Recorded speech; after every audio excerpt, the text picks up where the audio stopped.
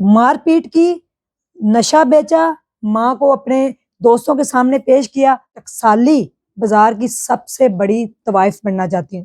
چھوٹی سی بچی جس کی پڑھنے کی عمر ہے، اس کو گھر سے کس نے نکالا؟ میرے پاس ایک کال ریسیو ہوئی کہ میں خود یہ کام نہیں کرنا چاہتی، میرا شوہر مجھ سے یہ کام کرواتا ہے۔ وہ اپنے دوستوں کو گھر لے آتا ہے اور مجھے کہتا ہے ان کے ساتھ آپ جو ہے وہ بدکاری کریں۔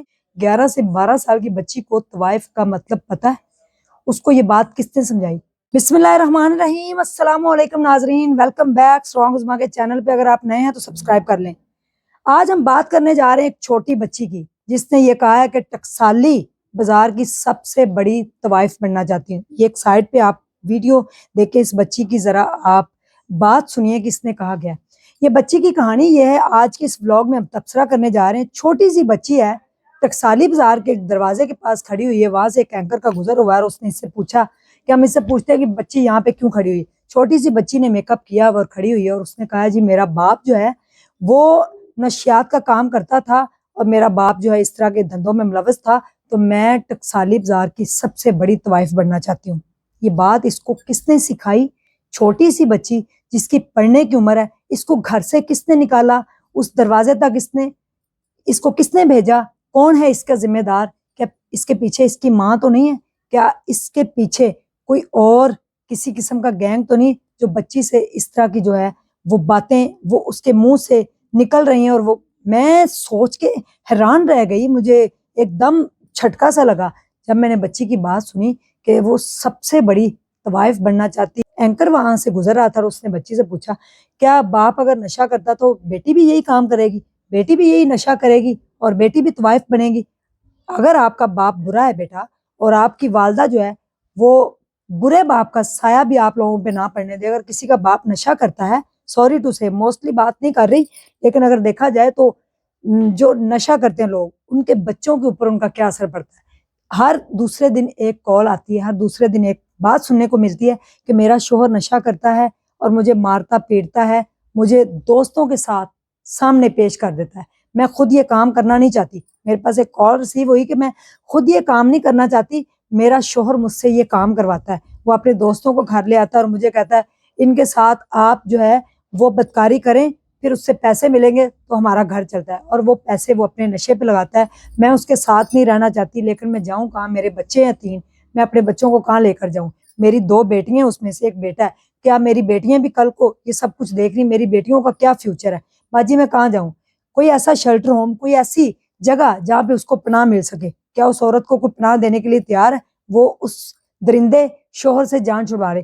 یہی حالات ادھر اگر دیکھا جائے تو اس بچی کا باپ نشہ کرتا تھا اور نشے کا کام بھی کرتا تھا، وہ فروخت بھی کرتا تھا۔ جہاں سے اس بچی کو شے ملی اور وہ ٹکسالی دروازے میں بازار کے اندر آ کے کھڑی ہو گئی، اور اس کی بچی کی باتیں سن کے آپ حیران اور پریشان ہو جائیں گے کہ یہ میرے خیال میں زیادہ سے زیادہ 12 سے 13 سال کی بچی ہے، اس سے اوپر اس کی ایج ہو نہیں سکتی، اس سے کم لگا لیں، 11 سے 12 سال کی ایج ہوگی۔ 11 سے 12 سال کی بچی کو طوائف کا مطلب پتہ ہے؟ اس کو یہ بات کس نے سمجھائی؟ کیا اس نے کوئی ایسی ٹک ٹاک پہ ویڈیو دیکھی، یا اس کا ذمہ دار پیچھے سے کون تھا؟ کس نے اس کو اس رستے پہ لکھایا؟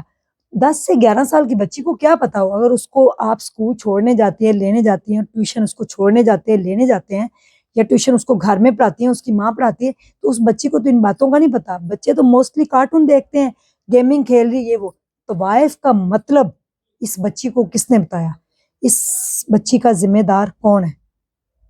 یہ سوسائٹی پوری اس کی ذمہ دار نہیں ہے۔ یعنی کہ اگر اس کا باپ نشہ کرتا تھا تو اس میں بچی کی والدہ کو چاہیے تھا کہ وہ بچی کو اس سے دور کر دیتی یا اس کو آرام سے گھر میں بٹھاتی۔ بچی جو ہے وہ اتنے بڑے الفاظ بول رہی ہے اور اس کا منہ بند کرنے والا کوئی نہیں ہے اور اس کو کہنے والا کوئی نہیں۔ یعنی کہ میں چاہ رہی ہوں کہ اگر یہ بچی مل جائے تو اس کو سلائی سکھائی جائے، اس کو پردے کے اندر بند کیا جائے۔ اس وحشی معاشرے کے اندر جہاں پہ چھوٹے چھوٹے بچوں کے ریپ ہو رہے ہیں، جہاں پہ چھوٹے چھوٹے بچوں کو نہیں بخشا جا رہا، لڑکیوں لڑکوں کو 3-4 سال کے بچوں کو نہیں چھوڑا جا رہا، تو ایک 12 سے 13 سال کی بچی سرے عام بازار کے اندر کھڑی ہو گئی ہے۔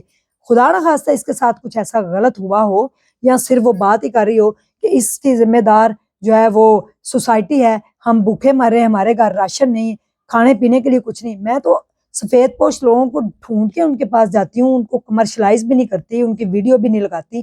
میں چاہتی ہوں کہ اس طرح کے بچے جو ہیں ہمارے پاس، 9 سال کی بچی، 11 سال کی بچی سلائی سیکھ کے گئی ہے۔ 9 سال کی بچی کیا ہوتی ہے؟ چھوٹی سی، وہ دبنگ ٹیلر بنی ہے۔ 11 سال کی بچی کو ہم نے دبنگ ٹیلر بنایا، کال گرل کو ہم نے دبنگ ٹیلر بنایا۔ انسان اگر چاہے، دنیا میں کوئی چیز بھی مشکل نہیں ہے، اگر ناممکن بھی نہیں ہے، مشکل بھی نہیں ہے۔ مشکل اگر ہوگی بھی تو اس کے لیے کوشش کرنی چاہیے، محنت کرنی چاہیے، دن رات جان لگا دینی چاہیے، پورا عشق سے کام کرنا چاہیے۔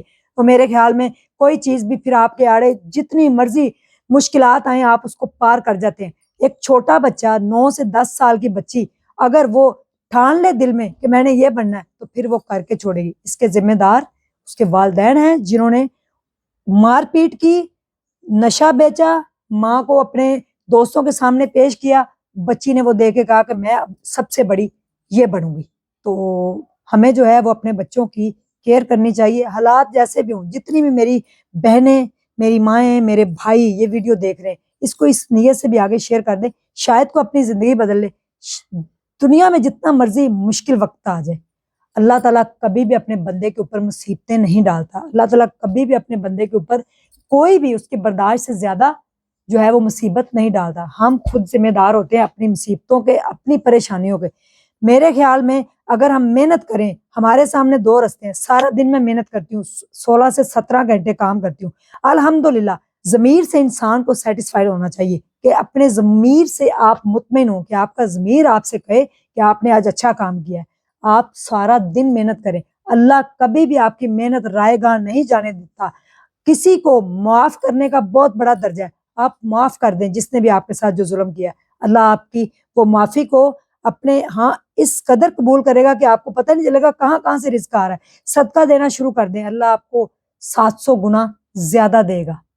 عاجز بن جائیں، جو بھی کوئی کچھ کہے اور اس کو جو ہے وہ آپ ہمیشہ کے لیے معاف کر دیں۔ ہاں، نسلی بندے کو دیکھ کے اپنے پاس ملازمت پہ رکھیں، جو نسلی ہو گئے وہ آپ کو کبھی دھوکہ نہیں دیں گے۔ اللہ حافظ۔